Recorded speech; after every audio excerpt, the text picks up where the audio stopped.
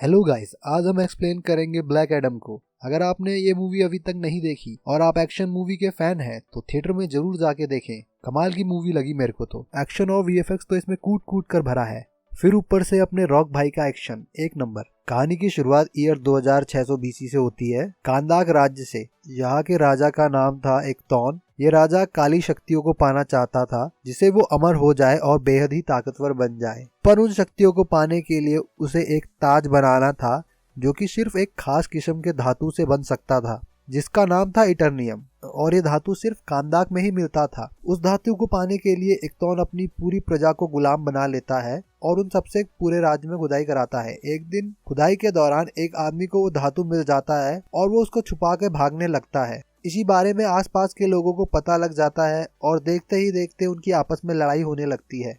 तभी हुरुत नाम का एक लड़का आगे आता है और बोलता है कि अगर हम ये पत्थर राजा को दे दे तो हमें किसी की गुलामी नहीं करनी पड़ेगी और हमें इस गुलामी के खिलाफ आवाज उठानी चाहिए। वो आदमी ये पत्थर जाके गार्ड को दे देता है और बोलता है कि इसके बदले इनाम तो दो।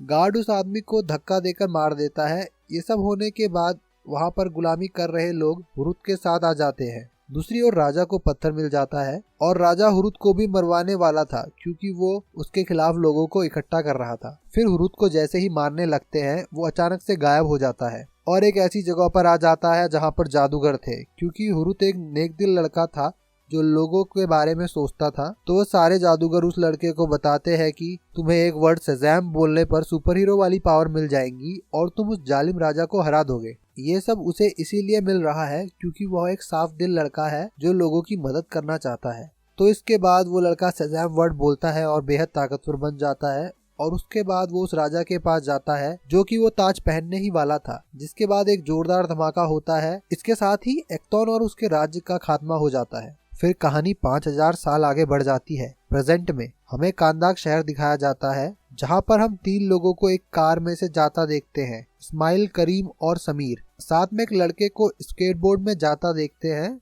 ये जगह थी कांदाक की आउटसाइड, जहाँ पर बाहर से आए लोगों ने कब्जा जमा लिया था। यहाँ पर ये लोग वो ताज ढूंढ रहे थे जो 5000 साल पहले उस जालिम राजा एक्तौन ने बनाया था। किसी को भी शहर के अंदर जाना अलाउ नहीं था, लेकिन अगर आपके पास किसी प्रकार का कोई हथियार नहीं है तो आप कांदाक में जा सकते हैं। फिर हम देखते हैं कि उस गाड़ी में केवल 3 लोग ही नहीं थे, उनके साथ छिपकर एक लड़की जिसका नाम था एड्रियाना। एड्रियाना भी इसी ताज को ढूंढ रही थी। एड्रियाना एक आर्कोलॉजिस्ट है जिसके पास ताज का एक टुकड़ा है। एड्रियाना एक गुफा में जाती है जहाँ पर उस ताज का टुकड़ा ताज के करीब आते ही चमकने लगता है और एड्रियाना को वो ताज मिल जाता है। ताज के मिलते ही गार्ड वहाँ पर आ जाते हैं और उससे वो ताज ले लेते हैं और मरने से पहले एड्रियाना से उसकी आखिरी ख्वाहिश पूछते हैं। फिर वो एक पत्थर पर लिखी पुरानी लिपि को पढ़ने लगती है जिसमें शज़ैम के बारे में लिखा हुआ होता है। वो जैसे ही शज़ैम बोलती है तो सालों से सोया ब्लैक एडम जाग जाता है और उसके बाद वो सबको धूल में मिला देता है और सब गुंडों को खूब पीटने के बाद ब्लैक एडम गुफा से बाहर निकलता है तो उस पर हवाई हमला भी होता है और वो सबकी बैंड बजा देता है। इसी बीच हमें पता चलता है कि इस्माइल ही उन सब गुंडों का लीडर है। वो खुद उस ताज को पाना चाहता है और उन पुरानी भाषाओं को ना पढ़ने की वजह से वो एड्रियाना का इस्तेमाल कर रहा था। और फिर ब्लैक एडम पे एक आदमी इटर्नियम की बनी मिसाइल से हमला कर देता है जिससे उसको चोट पहुंचती है और ब्लैक एडम उस आदमी को मारने के बाद खुद भी बेहोश हो जाता है। इस सब के बाद एड्रियाना उसे अपने घर ले जाती है। जैसे ही ब्लैक एडम को होश आता है वो एड्रियाना के बेटे से मिलता है। ये बच्चा ब्लैक एडम से कहता है कि आप 5000 सालों से सोए हुए थे और अब हमारा शहर गुलामी में जी रहा है, तो आप हमारी मदद करिए। ब्लैक एडम उसकी मदद के लिए साफ मना कर देता है क्योंकि अब वो शहर उसके लिए नया है। उसके लोग तो 5000 साल पहले ही मर गए हैं। इस सब के बाद वो घर से बाहर आ जाता है और शहर में घूमने लगता है और शहर को देखने लगता है। इस वक्त तक काफी तबाही मच चुकी थी कांदाक में और ये सब अमेंडा वॉलर्स देख रही थी अपनी सीक्रेट सैटेलाइट से। इसके बाद वो जेएसए से कांटेक्ट करती है, justice society of America.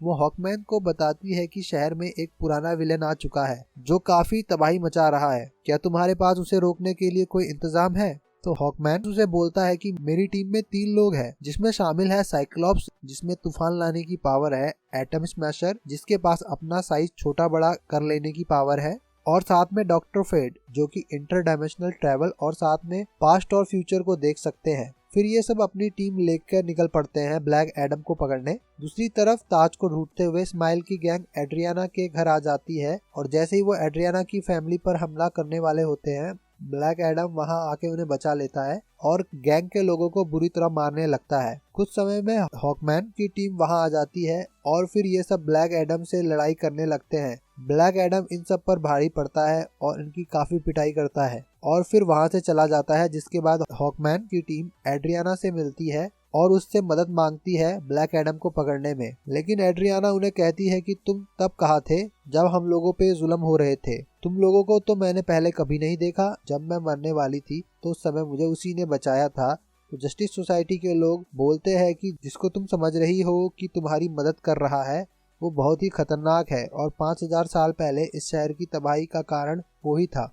Finally Adriana मान जाती है और उन सबको लेकर ब्लैक एडम के पास जाती है ताकि सब आपस में बात कर सके। दूसरी तरफ इस्माइल एड्रियाना के घर में एंटर होता है ताज को ढूंढने के लिए। ताज तो उसे वहां नहीं मिलता पर वो एड्रियाना के बेटे को उठा लेता है। यहाँ पर बड़ी चालाकी से एड्रियाना का बेटा अपनी माँ को अपने किडनैप होने की बात बता देता है।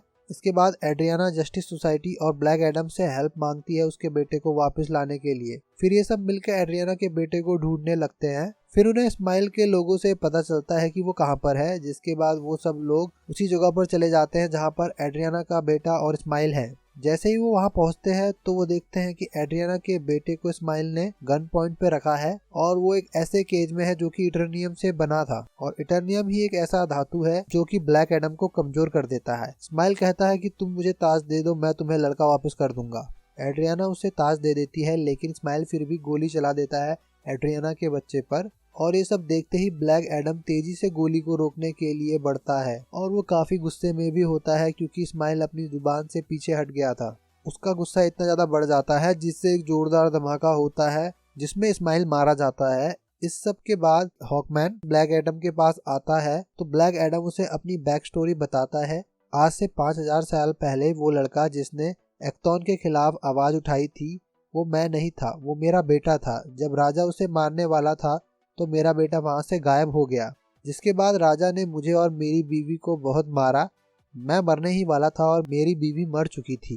तभी मेरा बेटा वापस आ गया जादुई शक्तियों के साथ और उसने मुझे अपनी सारी शक्तियां दे दी। उसी समय राजा के लोग वहां आ गए और हम दोनों पर हमला कर दिया जिसमें मेरा बेटा मारा गया और अपने बेटे के मरने के गम में मैंने राजा के लोगों और राजा को मार दिया। पर मुझे अपनी शक्तियों को काबू में नहीं किया गया और ना चाहते हुए भी पूरा शहर तबाह हो गया। इस सब के बाद जिन जादूगरों ने मेरे बेटे को शक्तियां दी वो काफी नाराज हो गए और मुझे उस गुफा में कैद कर दिया। जिसके बाद जब एड्रियाना ने मेरा नाम लिया तो मैं आजाद हो पाया। ब्लैक एडम को अपने से की गई तबाही पर काफी अफसोस है क्योंकि वो ये सब नहीं करना चाहता था। ये सब तो उससे अनजाने में हो गया। फिर ब्लैक एडम सरेंडर कर देता है। वो अपनी नॉर्मल फॉर्म में आ जाता है शज़ैम बोलकर और हॉकमैन को बोलता है कि कुछ ऐसा करो कि मैं शज़ैम वर्ड दोबारा से ना बोल सकूं। जिसके बाद ब्लैक एडम को एक पानी से भरे चैम्बर में डाल दिया जाता है और उसके मुंह को भी लॉक कर दिया जाता है।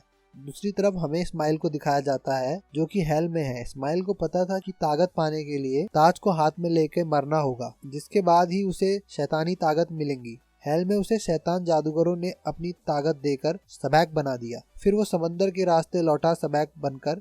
उसका निशाना था राजा एक्टोन का तख्त क्योंकि वो अपने पूर्वजों का आखिरी वंशज था और तख्त पर बैठकर उसे काली दुनिया का रास्ता खोलना था।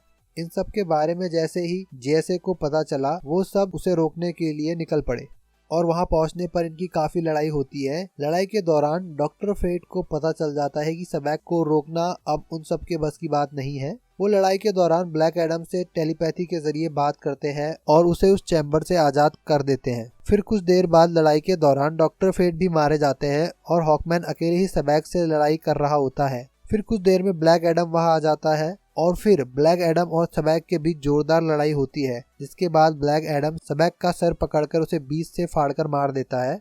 और कहानी के पोस्ट क्रेडिट सीन में हम अमेंडा वॉलर्स को देखते हैं जो कि एक ड्रोन की मदद से ब्लैक एडम से बात करती है। वो बोलती है कि तुमने शहर में काफी तबाही मचाई है, तुम अब से कांदाक में ही रहोगे और इसके बाहर नहीं जाओगे। जिसके जवाब में ब्लैक एडम बोलता है कि मुझे रोकने वाला इस प्लेनेट पर कोई भी नहीं है। तो अमेंडा बोलती है फिर हमें तुमसे निपटने के लिए किसी और को दूसरी दुनिया से बुलाना पड़ेगा। जिसके बाद एंट्री होती है हेनरी कैविल की यानी कि अपने सुपरमैन की और ब्लैक एडम की तगड़ी स्माइल के साथ ये कहानी यहीं पर खत्म हो जाती है। वीडियो पसंद आई हो तो वीडियो को लाइक करें और कमेंट करके अपने ओपिनियन हमारे साथ जरूर शेयर करें, और ऐसी ही मूवी की स्टोरी शॉर्ट में जानने के लिए हमारे चैनल को सब्सक्राइब करें। तो मिलते हैं नेक्स्ट वीडियो में, तब तक के लिए टाटा बाय बाय।